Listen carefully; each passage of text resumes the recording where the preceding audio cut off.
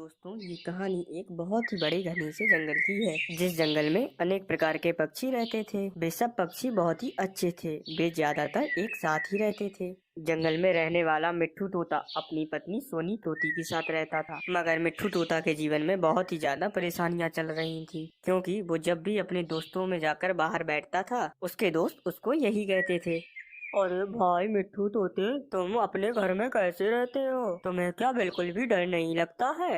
अरे किस बात का डर भाई? मुझे तो बिल्कुल भी डर नहीं लगता है। मेरे घर में ऐसी क्या डरने की बात है? अरे डरने की बात तो है, तुम तो अपने घर में एक जीती जागती चुड़ैल के साथ रह रहे हो। तुम्हारी पत्नी एक चुड़ैल है। नहीं नहीं, तुम सब ना जाने कितने सालों से यही बात कह रहे हो, लेकिन मुझे तो आज तक ऐसा नहीं लगा कि सोनी चुड़ैल है। अरे भाई, तुम मानो या ना मानो, लेकिन हमने तुम्हारी पत्नी के अंदर बहुत सी ऐसी बातें देखी हैं। वो हमेशा कुछ ना कुछ उल्टी सीधी हरकतें करती रहती है।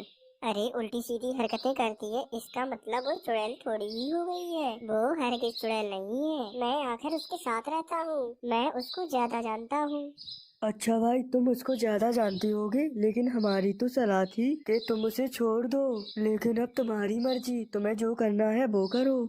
अब एक रात मिट्ठू तोता अपनी सोनी तोती के साथ सो रहा होता है। तभी आधी रात में सोनी तोती उठ जाती है और वह मिट्ठू तोते के घर से बाहर निकल जाती है। तभी देखते ही देखते वे सोनी तोती एक चुड़ैल के रूप में आ जाती है। जंगल में सभी पक्षी अपने अपने घरों में आराम से सो रहे थे, लेकिन एक बुलबुल अपने घर के बाहर ही सो रही थी। तभी उस चुड़ैल की नजर उस बुलबुल के ऊपर पड़ जाती है।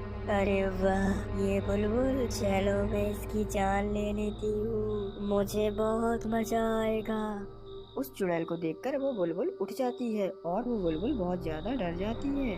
अरे ये नाश पीटी चुड़ैल यहाँ कहाँ से आ गई? अरे नाश पीटी चुड़ैल, छोड़ दे मुझे, जाने दे मुझे। मैंने तेरा क्या बिगाड़ा है? छोड़ दे मुझे।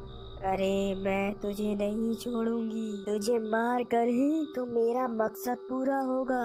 फिर वह सोनी तोती की चुड़ैल अपना मुंह खोलकर उस बुलबुल की जान लेने लगती है। तभी देखते ही देखते उस बुलबुल का सर गायब हो जाता है और वह वहीं मर जाती है। अब उस चुड़ैल के एक सर की जगह दूसरा सिर भी निकल आता है। अब उस चुड़ैल के दो दो सर हो गए थे।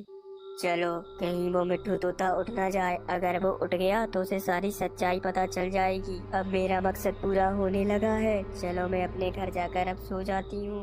फिर वह चुड़ैल दोबारा से सोनी तोती के रूप में आ जाती है, लेकिन अब सोनी तोती के दो दो सर होते हैं। अगले दिन सभी पक्षियों को उस बुलबुल की सिर कटी हुई लाश मिलती है। वे सब उस लाश को देखकर बहुत ज्यादा घबरा जाते हैं। अरे ये क्या, ये इस बुलबुल को किसने मार दिया? इसका सर किसने काट दिया है?